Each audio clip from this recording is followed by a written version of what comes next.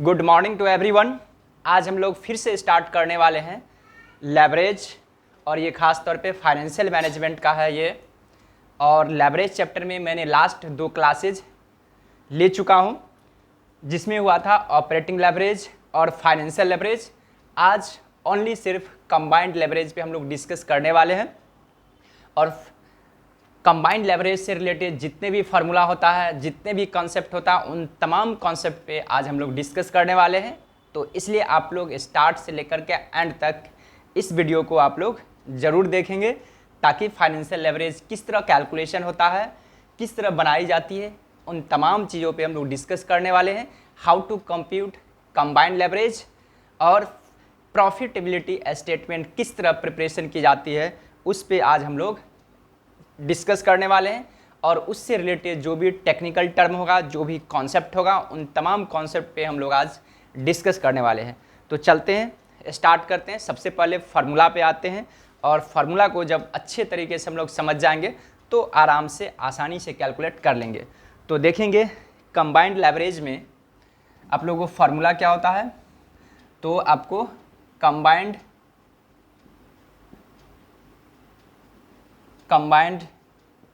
Leverage is equal to होते हैं, combined leverage का formula operating leverage into financial leverage होती है। या और कहें तो इसको हम लोग कुछ इस तरह से लिख सकते हैं। जैसे देखेंगे ऑपरेटिंग लेवरेज का फार्मूला होता है कंट्रीब्यूशन अपॉन EBIT, और इसको मल्टीप्लाई करेंगे EBIT अपॉन EBT। चूँकि फाइनेंशियल लेवरेज का आपको फार्मूला शायद ऑलरेडी पता है, इसका फार्मूला होता है EBIT upon EBT।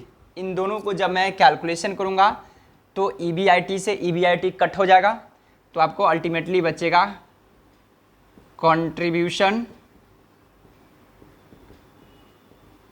Contribution upon EBT। तो दोनों में से हम लोग कोई एक फार्मूला अप्लाई कर सकते हैं और आसानी से कंबाइंड लेवरेज को कैलकुलेशन कर सकते हैं।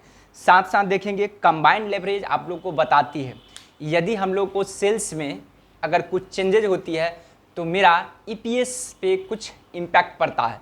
यदि सेल्स में परसेंटेज चेंज होती है तो आपको EPS में भी परसेंटेज चेंज होती है। कितना? जितना ऑपरेटिंग लेवरेज कंबाइंड लेवरेज होती है उतना टाइम से हम लोग को चेंजेज हो जाती है। साथ ही साथ यदि सेल्स में कुछ चेंजेज होती है तो EBT पे भी इम्पैक्ट पड़ती है। ठीक है, तो आई होप कि आप लोग यहाँ तक मेरे बातों को समझ पा रहे होंगे। तो अब चलते हैं, हम लोग कुछ एक क्वेश्चन उठाते हैं, और क्वेश्चन को जब सॉल्व करेंगे तो अपने आप को हम लोग को पता चलेगा। तो सबसे पहले बहुत सारे ऐसे कैंडिडेट होंगे जिनके पास बुक नहीं होंगे, क्वेश्चन नहीं होंगे, तो मैं सबसे पहले उन तमाम स्टूडेंट के लिए मैं कुछ क्वेश्चन सेंड करता हूं, और आप लोग इस क्वेश्चन को स्क्रीनशॉट ले लेंगे। तो देखेंगे ये क्वेश्चन है आपको। सबसे पहले आप लोग स्क्रीनशॉट लीजिए। क्वेश्चन नंबर 18 है, जो साहित्य भवन पब्लिकेशन का है। क्वेश्चन नंबर 18, ठीक है। और उसके बाद 10 नंबर क्वेश्चन का आप लोग स्क्रीनशॉट लेंगे, 19 नंबर क्वेश्चन का। आई होप कि आप लोग समझ गए होंगे। देखिए 19 नंबर क्वेश्चन है, ये आपको यहाँ से मैं थोड़ा और जूम कर रहा हूँ ताकि आप लोग आसानी से इस क्वेश्चन को स्क्रीनशॉट ले सकते हैं। ठीक है, आई होप कि आप लोग समझ गए होंगे अच्छे ढंग से। तो अब मैं चलता हूँ और इस क्वेश्चन की, तो देखिए अब हम लोग स्टार्ट कर रहे हैं। तो सबसे पहले आप लोग रेडी हो गए, क्वेश्चन को स्क्रीनशॉट ले लिए। तो चलते हैं, आज हम लोग सॉल्व करते हैं क्वेश्चन नंबर 18 नंबर। तो मैं स्टडीज कर रहा हूँ क्वेश्चन को पहले। देखिए क्वेश्चन क्या कहता है। Rishi limited has sales of ₹25 lakh, the fix cost are ₹4 lakh and variable cost are ₹17 lakh. The company use a डेप्ट of ₹10 lakh at the rate of 12% per annum. From this data calculate financial, operating and combined leverage. यानी कि हम लोग को जितने भी leverage है उन तमाम लेवरेज को कैलकुलेशन करना है। इससे ये भी पता चल रहा है कि यहाँ पे ऑपरेटिंग, फाइनेंशियल और कंबाइंड तीनों जो लेवरेज होती है उन तमाम तीनों लेवरेज का यहाँ पे हम लोग को क्या होगा, प्रैक्टिस हो जाएगा। ठीक है, तो सबसे पहले जब भी क्वेश्चन आएगा तो उसी तरह हम लोग स्टेटमेंट बनाएंगे जो स्टार्ट से बनाते आ रहे हैं। तो यहाँ पे मैं लिखता हूँ क्वेश्चन नंबर 18। तो क्वेश्चन नंबर 18 में देखेंगे इस तरह हम लोग थोड़ा एक फॉर्मेट छोटा सा बनाएंगे प्रॉफिट स्टेटमेंट का, और उस स्टेटमेंट के अकॉर्डिंग हम लोग को चलनी है। ठीक है, ये ड्रॉ कर लिया मैं टेबल। अब कहता है ऋषि लिमिटेड हैज सेल्स दे दिया है 25 लाख। यहाँ पे मैं लिखूंगा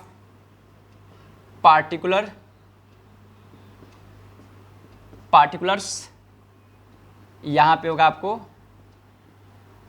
अमाउंट, ये होगा आपको statement of profit, statement of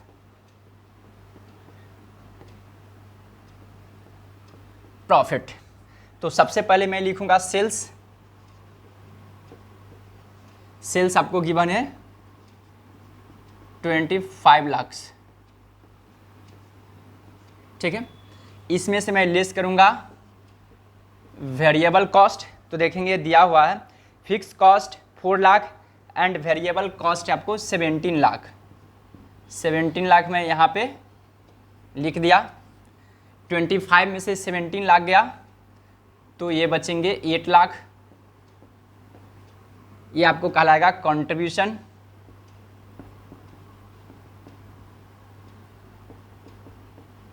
ये आपको कहलाएगा कंट्रीब्यूशन। इसमें से मैं लेस करूंगा फिक्स कॉस्ट, ये आपको गिवन है 4 लाख। लेस करने के बाद आपको आएगा 4 लाख। ये आपको आएगा EBIT या ऑपरेटिंग प्रॉफिट भी मैं इसी को बोलूँगा। माइनस होगा आपको इंटरेस्ट देखेंगे कितना होगा। तो आपको इंटरेस्ट होगा 10 लाख दिया हुआ 12% एट द रेट ऑफ 12%।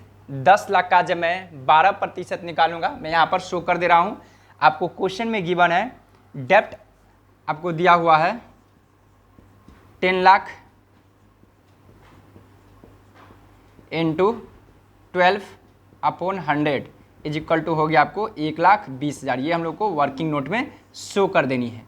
ये आपको कहलाएगा इंटरेस्ट। आई होप कि आप लोग को यहाँ तक समझ में आ गया होगा। ये आपको कहलाया इंटरेस्ट। तो मैं लिख दूंगा यहाँ पर 1,20,000। ये आपको कहलाएगा 2,80,000। ठीक है, ये आपको कहलाएगा EBT earning before tax. Tax का रेट मैं देखता हूँ from the data calculate financial operating and combined leverage. इसके अलावा कोई एक भी अदर इंफॉर्मेशन गिवन नहीं है। इस तरह से आप लोग भी नोट कर लेंगे। अब मैं फार्मूला को पुट करूंगा और आसानी से इजी वे से हम लोग कैलकुलेट कर सकते हैं operating leverage, financial leverage and combined leverage. तो पहला होगा आपको operating leverage is equal to, formula होगा contribution upon EBIT। Contribution upon EBIT, आपको कंट्रीब्यूशन गिवन है 8 लाख अपॉन EBIT आपको गिवन है 4 lakh is equal to 2 times होगा। दूसरा में आपको बोल रखा है financial leverage is equal to होगा EBIT अपॉन EBT। यहाँ पे EBIT आपको गिवन है 4 लाख और EBT आपको गिवन है 2,80,000। अब मैं इसको थोड़ा कैलकुलेट करता हूँ कैलकुलेटर के माध्यम से, उसके बाद हम लोग आगे चलेंगे। तो यहाँ पे मैं डिवाइड करूँगा 4 लाख को डिवाइड करता हूँ मैं 2,80,000। 4 लाख को मैं डिवाइड करूँगा 2,80,000 इज इक्वल टू हो गया 1.428। 428 है तो मैं 42 को मैं 3 मान लेता हूँ। 1.43। उसके बाद मैं लिखूँगा तीसरा नंबर में कंबाइंड लेवरेज। इसका फॉर्मूला इन दोनों को मैं मल्टीप्लाई कर दूंगा, operating leverage into financial leverage, यानी कि 2 इंटू 1.43 इज इक्वल टू कितना होगा, मैं मल्टीप्लाई कर दे रहा हूँ, इंटू 2 इज इक्वल टू का 2.857 है तो मैं इसको 6 बोल सकता हूँ। 2.86 ये सभी आपको टाइम्स में आंसर कहलाएगा। टाइम्स में जब भी लेवरेज का आंसर आएगा तो हम लोग को टाइम्स में आंसर देनी है। आई होप कि आप लोग यहाँ तक मेरे बातों को समझ पाए होंगे और अब हम लोग आगे चलेंगे।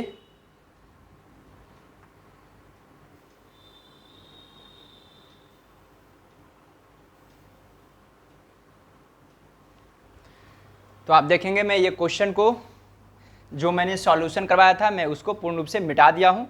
अब हम लोग सॉल्व करेंगे 19 नंबर क्वेश्चन को, और 19 नंबर क्वेश्चन का मैंने फॉर्मेट लिखा दिया हूँ, मैं फॉर्मेट ड्रॉ कर लिया हूँ इस तरह से। तो अब मैं क्वेश्चन को अकॉर्डिंग में चल रहा हूँ। तो देखेंगे यहाँ पे क्वेश्चन में कहता है the balance sheet of a company is as under, जिसमें आपको सारा इन्फॉर्मेशन दे रखा। लास्ट में दिया है the companies total assets turnover is कहता है 3 times if fix operating cost is कहता है fix operating cost 1 lakh and it's variable operating cost कहता है 40% ऑफ सेल्स, टैक्स रेट कहता है 50%। तो देखते हैं इस क्वेश्चन को हम लोग को किस तरह से सॉल्व करनी है। तो देखेंगे यहाँ दिया है the company total assets turnover is 3 times. Total assets turnover हम लोग को 3 टाइम्स दिया है। तो यहाँ पे देखेंगे ये तो यहाँ पे हम लोग को सॉल्व करना है, फॉर्मेट को इस तरह से बना देनी है। और यहाँ पे कहता total assets turnover is equal to होगा सेल्स अपॉन आपको दिया हुआ टोटल एसेट्स, मतलब ये फार्मूला होगा टोटल एसेट्स अपॉन सेल्स। यहाँ तक बातें समझ में आ रही है। हम लोग क्या किए, टोटल एसेट्स टर्नओवर, इस टाइप का जो भी क्वेश्चन होगा तो हम लोग को क्या लिखना है, टोटल एसेट्स और अपॉन, ये फार्मूला उल्टा हो गया, इस टर्नओवर में सेल्स ऊपर जाता है, sales upon total assets, sales upon total assets.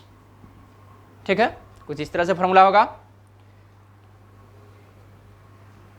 अब हम लोग को कैलकुलेशन कर देनी है। ये 3 टाइम दिया हुआ है, 3 time is equal to sales given है नहीं और टोटल एसेट्स गिवन है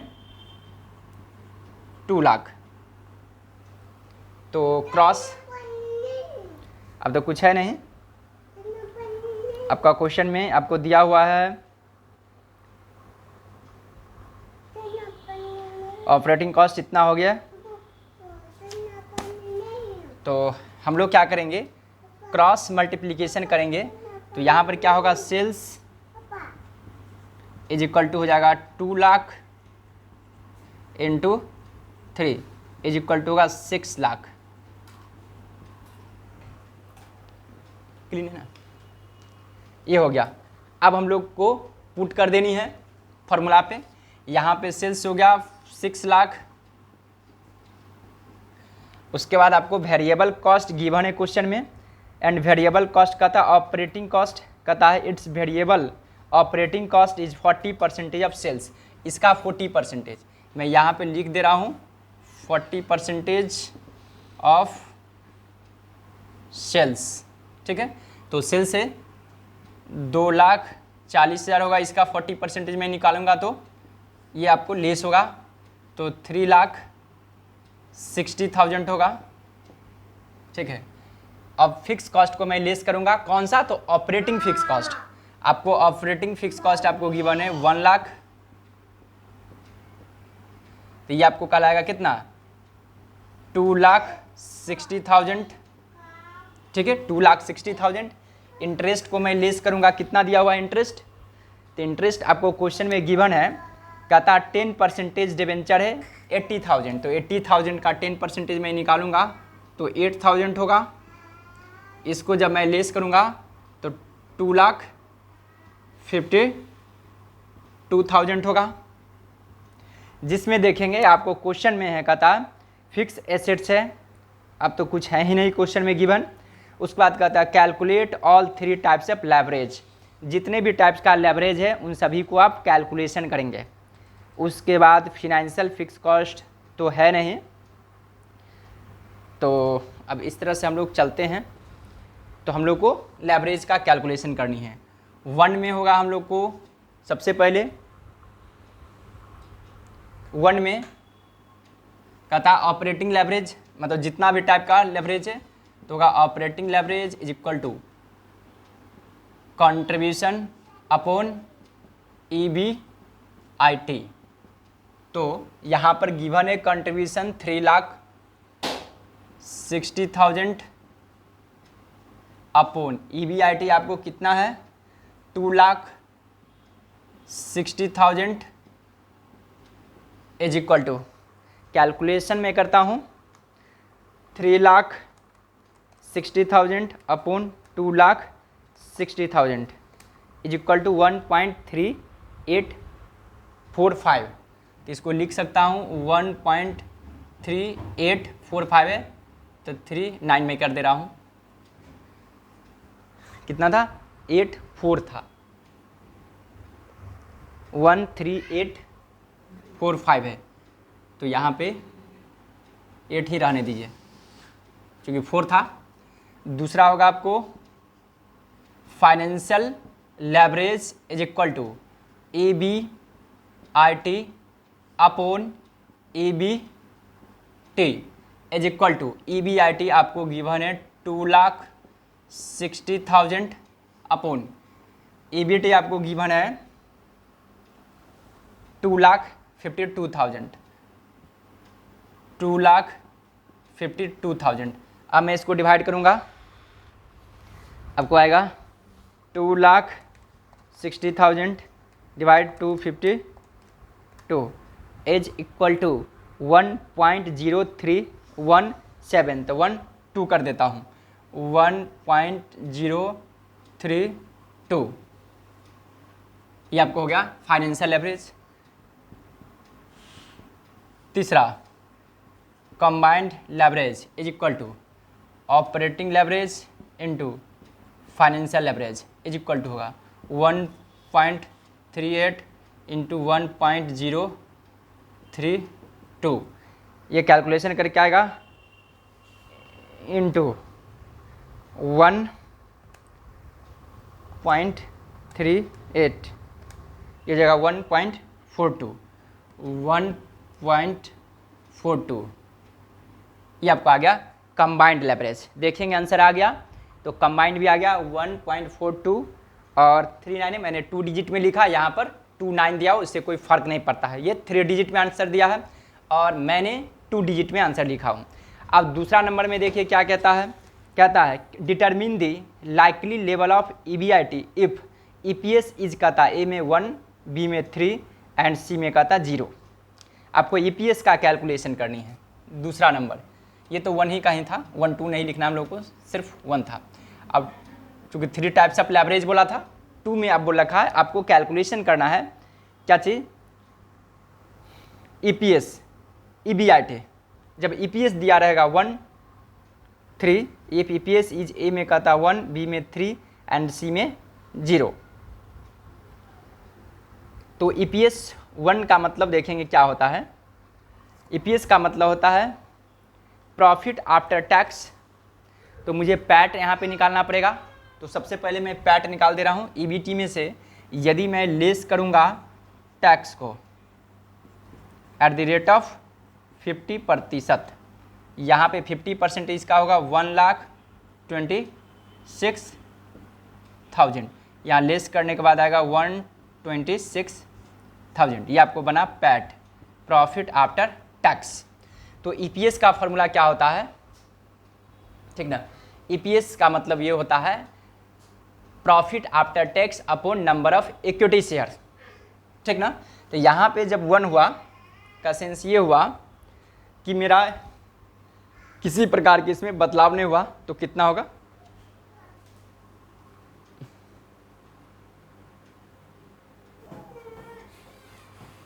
तो अब देखेंगे हम लोग इस तरह एक फॉर्मेट ड्रॉ कर लिए, आप लोग भी इस तरह से लिखेंगे, चूंकि ए बी और सी, चूंकि क्वेश्चन कहता है EBIT if EPS is to be 1, 3 and 0, आपको कैलकुलेट करनी है EBIT। यदि आपको EPS इज इक्वल टू 1 होगा, 3 होगा और 0 होगा, तो सबसे पहले हम लोग समझते हैं EPS का फॉर्मूला क्या होता है। तो EPS का फॉर्मूला जो होती है, EPS इज इक्वल टू होती है पैट, मतलब प्रॉफिट आफ्टर टैक्स, या प्रेफरेंशियल डिविडेंड होता तो उसको भी लेस करने के बाद, ठीक है, मतलब पैट आफ्टर प्रेफरेंशियल, मतलब कि पैट में से प्रेफरेंशियल डिविडेंड को मैं लेस कर देता, उसके बाद जो प्रॉफिट आता उसको मैं डिवाइड करता नंबर ऑफ इक्विटी शेयर से, नंबर ऑफ इक्विटी शेयर्स। तो आप खुद सोचेंगे, यहाँ पे यदि पहला केस में कहता EPS 1 होनी चाहिए, तो उसके लिए मेरा दिया हुआ नंबर ऑफ इक्विटी शेयर कितना, देखेंगे क्वेश्चन में सबसे ऊपर में लिखा हुआ equity share is equal to 60,000, और एक इक्विटी शेयर का प्राइस है आपको कितना, 10 रुपीज़। तो नंबर ऑफ इक्विटी शेयर कितना हुआ, उस 60,000 में मैं 10 से डिवाइड कर दूंगा, तो नंबर ऑफ इक्विटी शेयर आपको कहलाएगा कितना, यानी कि number of equity share, number of equity share आपको आएंगे 60,000 अपॉन 10 इज इक्वल टू 6,000, आपको क्या आ गया, नंबर ऑफ इक्विटी शेयर। बातें समझ में आ रही है। इसका मतलब ये हुआ, आप समझेंगे, यानी कि यहाँ पे जब 60,000 यानी कि 6,000 हुआ, यहाँ पे कितना होता, कितना में मैं 6,000 से डिवाइड करता, जिससे क्या आता, मेरा EBIT कितना आता, नहीं EPS आता मेरा 1। इसका मतलब ऊपर में भी मेरा रहा होगा कितना, 6,000, तभी मैं इन दोनों को कट करूँगा तो 1 होगा। बातें समझ में आ रही है। इसका मतलब मेरा क्या हुआ, ये जो पैट होगा वो 60,000 से स्टार्ट होगा, मतलब 6,000 से स्टार्ट होगा, तभी मैं उस 6,000 में मैं डिवाइड करूंगा 6,000 से, तो 1 आएगा कटिंग करने के बाद। या आपको नहीं समझ में आ रही है कि ऊपर में कितना जाएगा, क्योंकि हो सकता है 1 था, तो इसलिए मैं आसानी से कैलकुलेट कर लिया। तो मुझे कैलकुलेट किस तरह करनी है, यदि ये हम लोग को मालूम नहीं है, पता नहीं है, तो क्या करता, पैट यहाँ पे मैं लिखता, ठीक है, और EPS के जगह पर 1 लिखता, मैं कैलकुलेशन करता तो पुनः वो 6,000 आ जाता। इसलिए मैं क्या करूँगा, उल्टा कैलकुलेशन करूँगा, ताकि मुझे आसान होगा कैलकुलेशन करने में। मतलब ये लास्ट पोर्शन कितना रहा, 6,000, मैं इस तरह से लिख दे रहा हूँ, यानी कि यहाँ का पोर्शन जो है ये 6,000 है आपको पैट, फैट आपको इसका मतलब रहा होगा 6,000। इसका मतलब यहाँ पे बोला 3, इसका मतलब 6 को 3 टाइम से मल्टीप्लाई करता तो 18,000 होता, और यहाँ पे बोला है 0, यानी कि यहाँ पे कुछ नहीं होता, यानी कि 0 होता। अब देखेंगे यहाँ पे मैं इसको लेस किया था टैक्स, मैं यहाँ पर टैक्स को लेस किया था एट द रेट ऑफ कितना था, 50% था, ठीक है। यहाँ पे EBIT में लिखता हूँ, सबसे ऊपर EBIT का कैलकुलेशन करनी है। इसमें से मैं लेस क्या करूँगा, EBIT में से इंटरेस्ट को मैं लेस करूँगा, लेस इंटरेस्ट, तो ये आपको इंटरेस्ट को लेस करने के बाद जो आता है वो आपको कहलाते हैं EBT, ठीक है। और EBT में से मैं लेस क्या किया, टैक्स को 50% मैं लेस किया, इसमें से tax at the rate of 50%। तब खुद सोचिए, इसका मतलब ये जितना रहेगा उतना ही टैक्स रहेगा, तभी तो ये 50% ही आया। इसका मतलब ये जाएगा 6,000, ये इसका डबल हो जाएगा 36,000, यहाँ पे नील है। EBIT इसका मतलब इसमें से लेस किया कितना, 12,000 रहा होगा, 12,000, तभी इसका ये हुआ, ये कितना रहा होगा, 36 में लेस किया तो 18 आया, इसका मतलब ये रहा होगा आपको 54,000, टैक्स 50%, तो सॉरी ये 18 है तो 18 होता ना, 18 जितना है उतना ही होता है, क्योंकि 50% है, ये हो जाता आपको 36,000 होता, ठीक है। मैं टैक्स लेस किया, इसका मतलब यहाँ पर कितना रहा, कुछ नहीं था। इसका मतलब आप देखेंगे यहाँ पे क्या होगा। उसके बाद आपको क्या दिया हुआ है, इंटरेस्ट। इंटरेस्ट तो सभी में फिक्स होगा। यहाँ पे मैं लिखूँगा इंटरेस्ट 8000, यहाँ भी 8000 और यहाँ भी रहा ही होगा 8000, क्योंकि इंटरेस्ट तो फिक्स होगा। इसका मतलब मैं क्या लेस किया, जो यहाँ पर 8000 आया, इसका मतलब ये रहा होगा आपको 0, तभी ना यहाँ पे टैक्स कुछ नहीं लगा। अब क्या हुआ, EBIT। तो देखिए कितना अमाउंट में से मैं 8000 को लेस किया, जो ये आया अमाउंट आपको 12000। इसका अंत इन दोनों का ऐड करूँगा, इसका मतलब यहाँ पे रहा होगा 20000, तभी मैं 8000 लेस किया तो 12 आया। यहाँ पे कितना रहा होगा, 36000 आया घटाने के बाद, 36 8 44, 44000 रहा होगा। और ये कितना रहा होगा जो 0 आया, 8000 आपको रहा होगा जो यहाँ पे ये 0 आया। अब देखेंगे आंसर क्या आया EBIT, तो देखेंगे इतना आंसर दिया हुआ है। आई होप कि आप लोग यहाँ तक क्वेश्चन को अच्छे तरीके से समझ गए होंगे। अब हम लोग क्या करेंगे, नेक्स्ट क्लास में आएंगे तो अगला जो भी होगा क्वेश्चन उस पर हम लोग डिस्कस करेंगे। Okay, bye bye, have a nice day.